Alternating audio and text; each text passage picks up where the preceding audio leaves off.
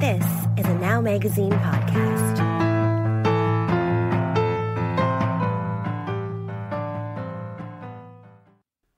Hey, Toronto, and welcome to Now What? I'm Norm Wilner, senior film writer for Now Magazine, and I'm also your host for this podcast, coming to you every Friday with the news and culture stories we think you need to hear. Now's annual Love and Sex issue hits the stands this week with stories of dating through the pandemic. Again. How are single people making it through? Are Zoom dates good enough? Has vaccination made it easier for people, or harder? Now's managing editor Glenn Sumi talked to a lot of people for this week's cover story, and for this episode, he invited Colin Asuncion, Hayley McGee, and Bee Quammie to join us and expand on their conversations. He pulled me into it too. So let's get right to it. This is Glenn Sumi. I am acting managing editor at Now Magazine, and formerly I covered theater and film and various other arts. And I wrote this week's cover story on love and dating in the time of COVID. Hi, this is Hayley McGee, and I am an actor, a playwright, and now an author of the book, The Ex-Boyfriend Yard Sale. Hi, I'm Colin Asuncion. I'm a marketing professional, as well as a singer and performer, and a baking influencer. And I'm Bee Quammie. I am a writer. I dabble in radio and TV sometimes. My mom calls me a professional big mouth, so that's pretty much what I'm with. And welcome, everybody. It's lovely to have you all here in little boxes on my screen, because we're still not hanging out with people. But that is what this issue is about. Ultimately, how people are finding ways to connect in a pandemic landscape, or even a pre-post pandemic landscape. I don't know, Glenn, what was the angle here? How would you define the current moment? I think because, well, first of all, Valentine's Day was coming up. We want to do something. We traditionally do something about love and sex. And, I've been single for the entire pandemic. And I thought, how are people meeting people? Like, 2 years is a very long time. Like that I think we did a casual dating piece as a cover story. And now in like the fall of 2020, and it's like, wow, it's a year and a half later. And, we're still dealing with a lot of fears. So what I did was a few weeks ago on Twitter, I just posted that I'm just curious about people's stories. Like, have they found love? Have they been in a relationship and it's had some obstacles? Have they been single? Are they terrified to date? Like with all the health precautions, especially with the Omicron. And three of these people, the three guests here, all responded. Or actually, no, Rad recommended you, Bee, because he thought your story was fantastic. So why don't we begin with you, because your perspective is so fascinating. Yeah, sure. I guess this is, what comes out of, again, being a big mouth and talking about a lot of personal things on social media, because then different folks pick it up and they're like, hey, that's a great story. Like, you want to talk some more about that? So I guess my perspective is that just prior to the pandemic, I got separated. I had been married for almost 7 years and had gotten separated, started going through divorce proceedings. I've got two young girls as well. They're 7 and 4 now. And I thought, okay, eventually there's going to be a point in time where I'm going to be ready to get back out there. I'm going to be in these streets, as they say, and I'm going to be out at the parties and having little meet cutes here and there with people. And then the pandemic hits and it's like, you're in your house, you're not going anywhere. And for quite some time, I was really resentful because it felt like I had already been through so much. And just as I was getting ready to dip my toe back in to see, what else was out there, this pandemic came and took that opportunity from me. So, it's just been in the couple of years since, just navigating those emotions of resentment, the balancing of already adjusting to being alone and lonely, because there's a difference between the two. But that's one thing when you're just going through leaving a marriage. It's another thing when you're doing that on top of now being in this pandemic where you're scared to, just put your groceries away after you bring them home from the store. So that's kind of where I found myself at the beginning of the pandemic. And, since then it's gone through its different phases. Again, being married for so long and being in a relationship before that, I was never on the dating apps. So I guess that's kind of the thing the pandemic has introduced to me is the apps. And that's kind of led to some interesting experiences. Yeah, and let's speak about the apps because, pre-pandemic, they kind of had a really bad reputation. But from what I gathered from the people who responded to my tweet, most people have met people that they've dated through the apps because you just can't meet in person. So, Haley, I mean, that was the case with you, right? Yeah, I had never used dating apps until sort of February 2020. And I was out of a sort of 4 to 5 year on and off, but relationship, but big kind of heartbreak. And I'd finally reached the point, okay, New Year's resolution, I'm going to put myself out there again. And by February, I was ready to go. And I went on 2 in-person dates with people who I met on the apps, and then everything got shut down. But I really enjoyed the process. I said to Glenn when we spoke, I think I was talking to about 47 different people at once. And, during those kind of aimless days early in the pandemic, I'd be like, okay, I'm going to open up Hinge now. And it's going to take 45 minutes to reply to all the messages. And I was doing some really shady stuff like copying and pasting. I had sort of canned responses. And I was also at the time writing my book, which is called The Ex-Boyfriend Yard Sale. And that was a really good kind of litmus test to see if people would be up for dating me when I was like, oh, what are you doing? Well, I'm writing this book. What's it called? The Ex-Boyfriend Yard Sale. What's it about? Well, it's sort of about how I tried to get out of credit card debt by selling items from my exes. So yeah, if I could get that out and they still wanted to chat, that was a pretty good test. It scared quite a few people away. And Colin, you had a really interesting entree into dating during the pandemic. You were part of a podcast, a dating podcast or something? Yes, that is right. So at the beginning of the pandemic, I don't think any of us thought it was going to last this long. So I figured I'd be on dating hiatus, a little short break. And then when it didn't end, a friend of mine reached out and he said, hey, I've started this podcast and it's a dating game show. And I would love for you to be the featured single of the month. I'm like, oh, that's cute and fun and strange. Why not? And so I went on the show and I got to chat with, I think it was 3. And then there was a surprise contestant who ended up being the 4th, who was the one that I picked. And I got to pick a single and we went on a Zoom date of all things. And it was my first virtual date of all time. And it was great.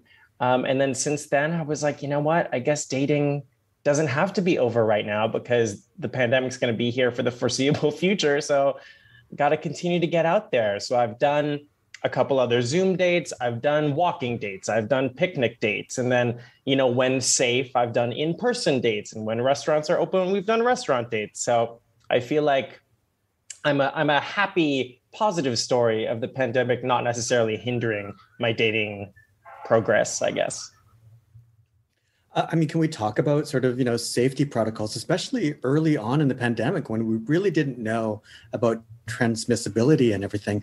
One thing that I didn't put in the story, Haley, was I think after your first date, the 8-hour walking date by the Thames, you kissed Robert, who you ended up, Yeah. So I met this guy, Robert, who I'm still dating, on an app in March 2020. And then we didn't meet in person until May. And we went on this epically long walk up and down the Thames, which is the big river that goes through London. And we had to keep moving. The police would tell us to keep moving if we stopped. And, by the end of the date, the sun had gone down. My bladder was absolutely throbbing. And I ordered an Uber and we're sort of standing there by this park and he was like, I want to kiss you. And I don't want to misquote him. I don't even know if he said it, but it was kind of hanging in the air. And I just thought oh God, here we go. Close your eyes and pray. And we did. It was a really good kiss. But then I got back to my apartment and I couldn't get in the shower fast enough. I was gargling tea tree oil and salt water and whatever I could. I did the neti pot. I didn't know. I was so paranoid. And a friend of mine was like, I think you probably had so many endorphins going through you. You'll be fine. I was like, oh no, I shouldn't even say that on a podcast. I don't want to spread misinformation. But yeah, luckily both of us had been very isolated, so it was okay. But it felt so dangerous and fun. It was like being a teenager again. I mean, how did you navigate those trust issues? Because in many cases, meeting up in person, you don't know these people. You've probably talked to them a couple of times on the app and maybe in Zoom, but how could you find the trust that they could say, oh yeah, I haven't been with anybody, and they could be lying? How did you navigate that? Like, Bee? Yeah, that was a big thing for me because trust, just in general, I've got trust issues. So when it comes to something like trusting somebody's word about how safe they've been, or how serious they're taking the whole pandemic, I really just had to kind of go with my gut. Like, you really don't know. And I just had to go with my gut. And I would make it very clear that if I was going to engage in any type of in-person, activity or connection, like, I've got 2 young kids and they are the absolute priority. As much as, my mom would remind me, like, you're a person too. You need to have fun for yourself. You can't just take care of kids and work. Like, you have to find some type of outlet for yourself. But I'm like, I couldn't live with myself if I went to have some frivolous fun and then, my kids start sneezing and then I'm going to be like losing it. So I was very clear about that. And I think that's something, Glenn, that we had chatted about, where it was one of those exercises for me in being able to speak up for myself more. It's something that came out of the pandemic, but I think it's a trait and it's a muscle that I exercise that obviously I will use in the future, where, in the past I've been like, oh, I don't want to come off too weird. I don't want to come off too, too precise about these things, or overbearing about these things. Now I'm like, no, it's okay to have your boundaries, and it's okay to say what's what, even if it comes down to putting something off, or saying I don't feel comfortable, or I don't want to do A, could we do B instead, because I feel safer with that. So it really exercised that communication muscle for myself. It exercised that boundary setting muscle, and it exercised that kind of just trusting my gut, whether that said, okay, go. And then, like Ailey was saying, do my gargling shower, like strip my clothes as soon as I get inside the door or whatever. And just kind of trying to navigate, because nobody still, like, we're still kind of just flying by the seat of our pants in so many ways, just trying to make the best decisions possible. And that's really kind of what it came down to for me.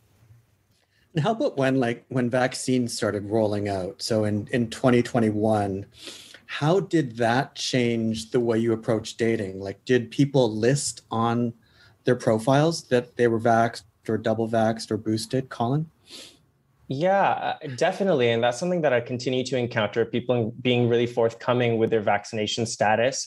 And I think particularly in the queer community, I think we're very accustomed to, being upfront and disclosing our health status, whatever that may mean for each individual. And so I think vaccination against COVID was just another thing to list, to be safe and to be a responsible person out in the public. I haven't dated. My wife and I met each other 20 years ago next month. Wow. I know, it's adorable. We're lovely. We're great. And we've been trapped together for 2 years, which means I think like we're holding up, which is good. Because this pandemic is breaking people who are already in relationships and people who've broken up. And it's eerie because it's the sense of this creeping pressure that everybody is feeling, but nobody wants to acknowledge. I wanted to look at it from the other side, which is the active negotiation that any first date is, where, you're being your best self, they're being their best selves, and you slowly figure out who you really are and then who you can be to each other. And that's wonderful and lovely and terrifying. So what is that like now? Are you more apprehensive about actually going on the first date, or are you more eager to get that out of the way and experience each other in person to know if it's worth continuing, just because, time and pressure are so different now? Mm-hmm. Maybe I'll jump in, just thinking about like some more recent and more positive experiences that I've had in terms of, meeting people and kind of starting to engage virtually and then moving to like in-person things. I think I got to a point where there was that shift from okay, I've said yes to this walk date or this outdoor type date, but I'm still really nervous and I still don't really know how I'm going to negotiate like awkward spaces between us, and being like, it's not you, it's the pandemic, and it like all of that type of stuff. And I think I just got to a point where I don't know if I felt like I kind of just I had it down in terms of what it looks like for me and what I feel comfortable with. And then because I knew how I felt comfortable engaging, then that eagerness to say, okay, like, let's do this. Let's just get it done and let's just do it. And let's see how it goes. And it's funny. My most recent first date, it was very different from the past ones, which would have been like outdoors, we're going for a walk, or we're doing something where, restaurants aren't even open and all those types of things. This one, we actually went to a restaurant. And so I was like, okay, this is going to be a little bit different, because now it's like a different level of navigating how comfortable I feel with being in these spaces and still having enough energy to be paying attention to getting to know somebody. And it was weird. It was weird. I kept bumping into like the partitions, the like plastic partitions they'd set up between the tables and stuff. So I'm like, I'm clumsy, but usually not this clumsy because this is like a new thing. And but it was great to see how he also was moving and to see where his comfort levels were and the ways we kind of made up for those awkward moments or those different things. And that's when I was like, okay, so he's taking this. He's not just saying he's taking it seriously. I'm actually seeing in action how he's taking it seriously. And then that kind of put me at ease that, okay, this is somebody who I can take their word for it. And then it just makes it easier to move on to the second and the third and to kind of build from there. Haley, I'm curious about how your relationship evolved because you're at 2 years now. So I think in our conversation we talked about how Robert was living with roommates at the time, so he was part of a bubble. So then you had to be part of that bubble. So how did you negotiate all of that? How did you talk about that? Yeah, it was something that he broached with his roommates. I live alone. I think maybe you said that, but yeah, he was living with housemates, and so. He broached it with them and said, is it okay if Haley's part of our bubble? Because for a while here, we had this sort of rule of 6, or you could be in a bubble with one other household. The government guidelines everywhere, they're kind of like changing every 4 months or even more regularly. But when that became a possibility, we did that. And then he and I had not gone to a movie together until we'd been together for over a year. All we'd done was walking, picnics in parks, hanging out in public, but not in restaurants, just public places where you could be outdoors together, and then Netflix and chill. There was no kind of like, let's go to a movie, let's go see a comedy show, let's have a nice meal together. All of that came later. We went on vacation together. We took a train ride and stayed in an Airbnb, and it was all very, the woman showing us around with her mask and her gloves on, and in the summer of 2020. But yeah, we went on vacation together before we'd eaten in a restaurant or been to the cinema, which is just a very different thing because you don't get to know the person's public persona the same way, or even hanging out with them with their friends. I didn't really get to see him in a social context. And then, it was at least a year before he met a group of my friends. He came to a comedy show I was doing, and he was in the pub afterwards. And I was like, you were amazing. You're so good with everyone. And he was like, I was just being myself. That's my social personality. But I had no idea. So that's been really interesting too, really getting to know this person on a one-to-one basis, more or less. And then that circle slowly expanding. And yeah, I didn't meet his public self. I met his kind of private self, which is actually a very enjoyable way to get to know someone. I guess you just want to make sure that they're not rude to waiters and waitresses, because that's exactly, that can be a very good test. Yeah. And an early one. Like that's generally the first 2 or 3 dates. Right? Exactly. Yeah. Yeah. It would be terrible to fall in love with someone, then a year in, they're just horrible to a hostess in a restaurant. Or they keep talking during the movie, making jokes. Colin, how about you? I think we talked a bit about, once you, find a connection with somebody. I think you'd said you'd been on 2 or 3 walking dates, and then you have to, again, negotiate the next steps. So how did you deal with that? Yeah, I mean, it has all been about communication, engaging everyone's, interest and comfort level. I think we're asking so many more questions than we would have normally, which I don't think is a bad thing. I remember my first walking date with a particular dude, we met up and we both said like, hey, are you cool with me hugging you? Like right off the top, because we've been chatting for a while and we obviously had a good online connection, and just like asking those questions, like, is it okay if I stand this close to you? Can we go inside? Like, can we take our masks off? And so, that constant, communication, I think is good in other areas of relationships, like just not being scared to ask questions and check in with people, engage their comfort level, whether that's like going inside or holding hands or eventually kissing. So yeah, I think that's something that's here to stay too.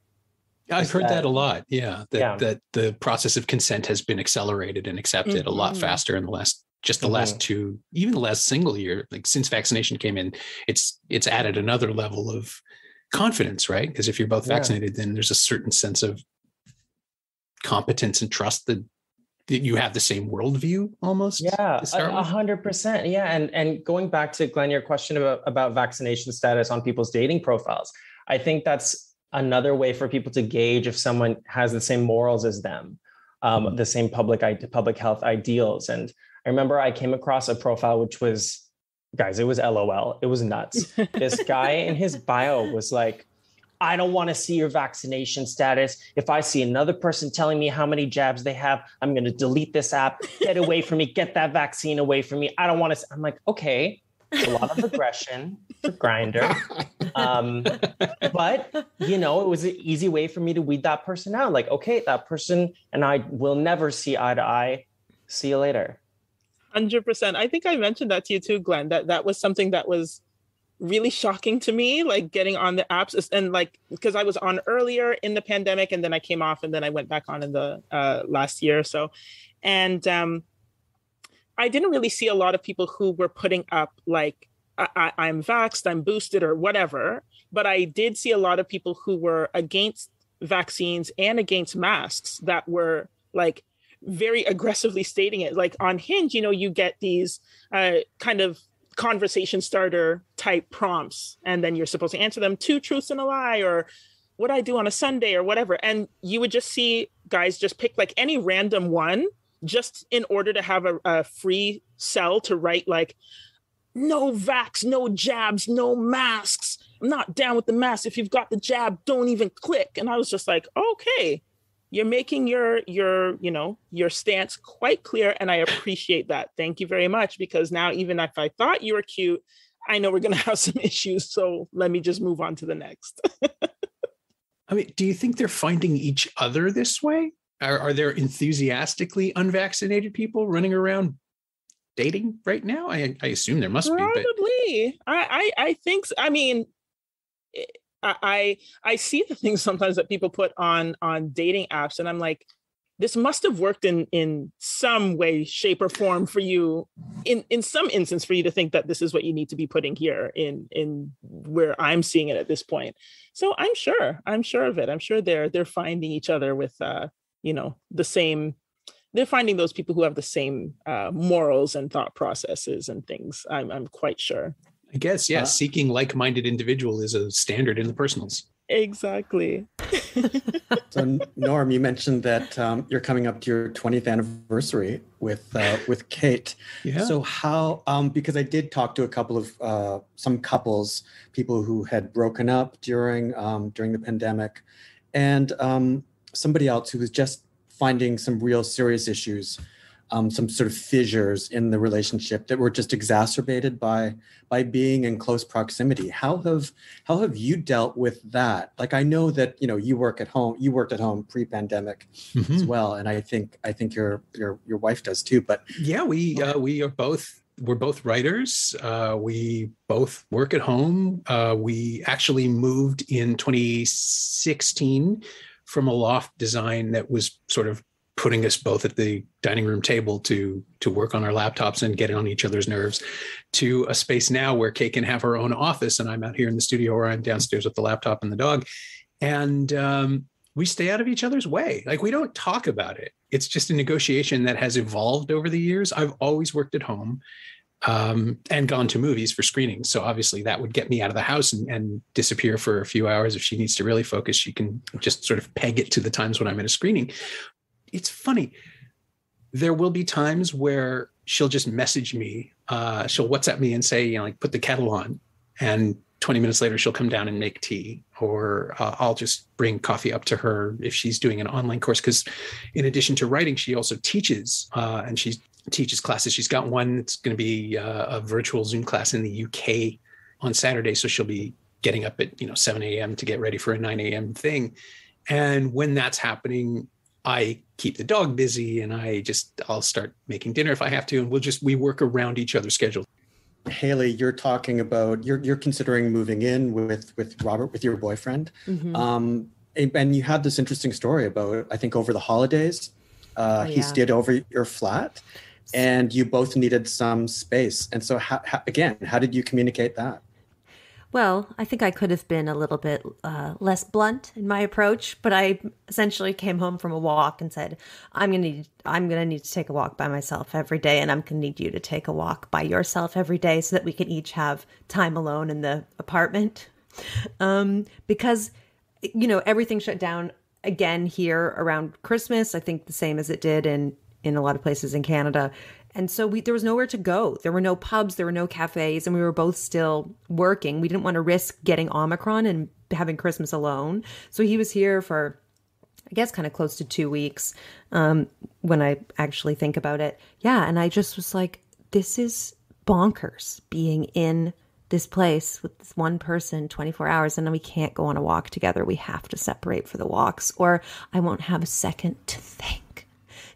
I just feel the quietness of the flat and just be myself. So I'm a very solitary person, and I've been very, very lucky to have been able to arrange my life to live alone. I know that is a really big privilege.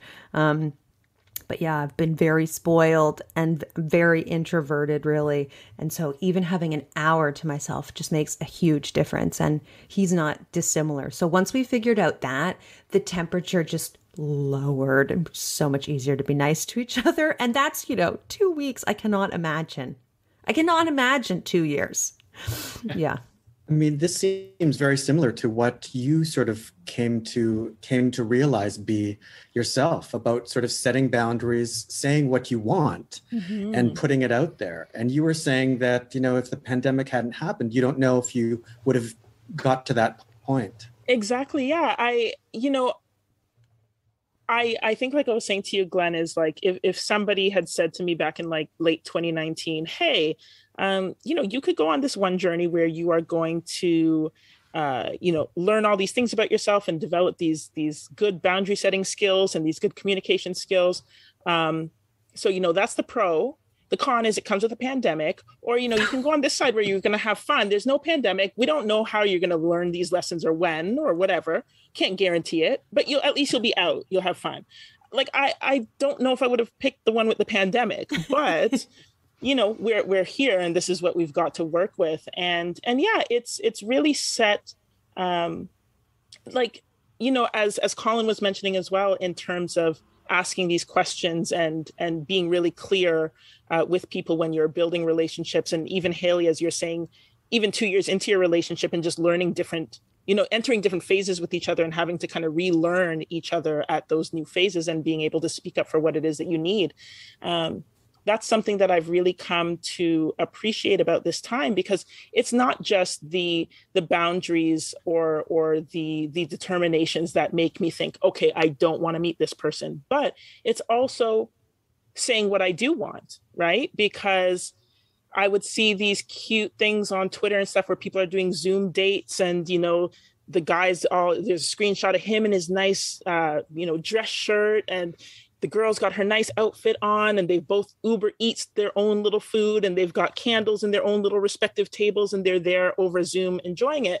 And I'm like, I I at least want that. Like, if you're going to come with a Zoom date, you got to come with like that type of Zoom date energy. Like, don't get lazy just because it's a pandemic. So even with being able to say like, this is how I want to be treated in this time, even though it's a pandemic, I'm not going to take like the table scraps of what somebody has to offer me. It's like, get creative, figure out how you're going to show me that my time and my attention matters to you, even in a pandemic. Like, figure it out. So yeah, it's been an interesting way to learn these skills, but I'm glad I've got them. I'm seeing some very enthusiastic nodding from Colin. Yeah.